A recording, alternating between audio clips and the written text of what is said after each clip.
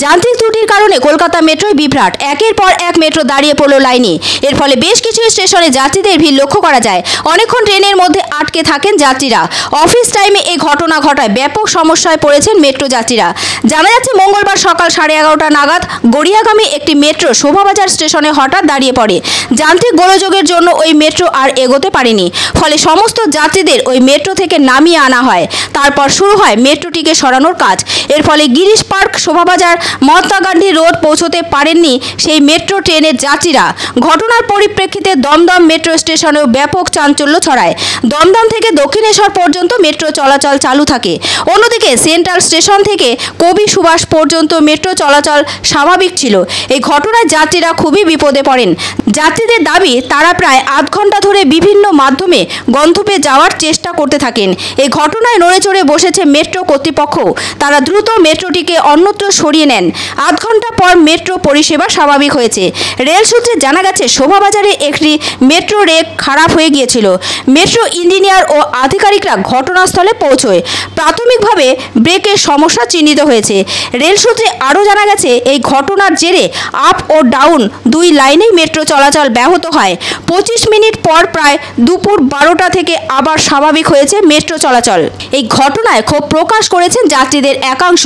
অনেক যাত্রী জানান, আমরা অফিস টাইমে মেট্রো বিভ্রাটের কারণে খুবই সমস্যায় পড়েছি। কখন গন্তব্যে পৌঁছতে পারবো জানি না। উল্লেখ্য, 2 মাস আগে অফিস টাইমে মেট্রো বিভ্রাট হয়েছিল গিরিশ পার্ক এলাকাতে। সেদিনও মঙ্গলবার ছিল। ওই দিন অফিস টাইমে প্রায় 20 মিনিট মেট্রো পরিষেবা ব্যাহত হয়। দক্ষিণেশ্বর থেকে ময়দান পর্যন্ত মেট্রো পরিষেবা বিভ্রাট হওয়ায় যাত্রীরা বিপদে পড়েছিল। এখন মেট্রো দুটি লাইনে বিভক্ত, একটি ব্লু লাইন, অপরটি গ্রিন লাইন। ব্লু লাইনে পরপর বিভ্রাটের জেরে মেট্রো যাত্রীরা যথেষ্টই ক্ষুব্ধ। গত বছর সেপ্টেম্বর মাসে বড়সড় মেট্রো বিভ্রাট হয়েছিল। 19শে সেপ্টেম্বর প্রায় 3 ঘন্টা বন্ধ ছিল কালীঘাট মেট্রো। এই ঘটনার কারণে রবীন্দ্র সরোবর থেকে যতীন দাস পার্ক পর্যন্ত বিদ্যুৎ সংযোগ বন্ধ করতে হয়েছিল। তবে এবার এতটা বিপর্যয় ঘটেনি। 25 মিনিটের মধ্যে মেট্রো পরিষেবা স্বাভাবিক করতে সক্ষম হয় মেট্রো কর্তৃপক্ষ। মূলত অফিস টাইমে এই যান্ত্রিক গোলযোগ হওয়ায় বিপাকে পড়তে হয়েছে যাত্রীদের। সবচেয়ে বড় কথা, এই মুহূর্তে কলকাতাতে তীব্র গরমের দাপট চলছে। তার উপর মেট্রো বিভ্রাটের জেরে খুবই সমস্যায় পড়েন যাত্রীরা। মেট্রো পরিষেবা চালু হতেই গন্তব্যে পৌঁছানোর জন্য হুড়োহুড়ি শুরু হয়ে যায় যাত্রীদের মধ্যে। আধ ঘন্টা তো হয়ে গেছে প্রায়। আমি যখন এসেছি তখন থেকে ভিড় ছিল। তারপর ভাবছিলাম কিছু পয়সা ছাড়বে, তারপরে দেখি ওইভাবে দাঁড়িয়ে আছে। 40-45 মিনিট দমদম 46 মিনিট এটা তো হয়েছে, ভেতরে লোকজন ছিল প্রায় 16 মিনিট। আমি এসেছি গোবিন্দগঞ্জ গড়িয়া।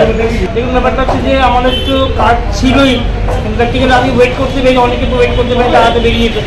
এই ওদের মধ্যে বাস সাথে ট্রাভেল করতে হয়েছে। আধ ঘন্টা হলো দাঁড়িয়ে আছি। এবার অসুবিধা হচ্ছে, কাজের জন্য তো বেরোতে হবে। এসে দেখলাম মেট্রো দাঁড়িয়ে রয়েছে, হয়রানি হচ্ছে, চারিদিকে মানুষ দাঁড়ানো।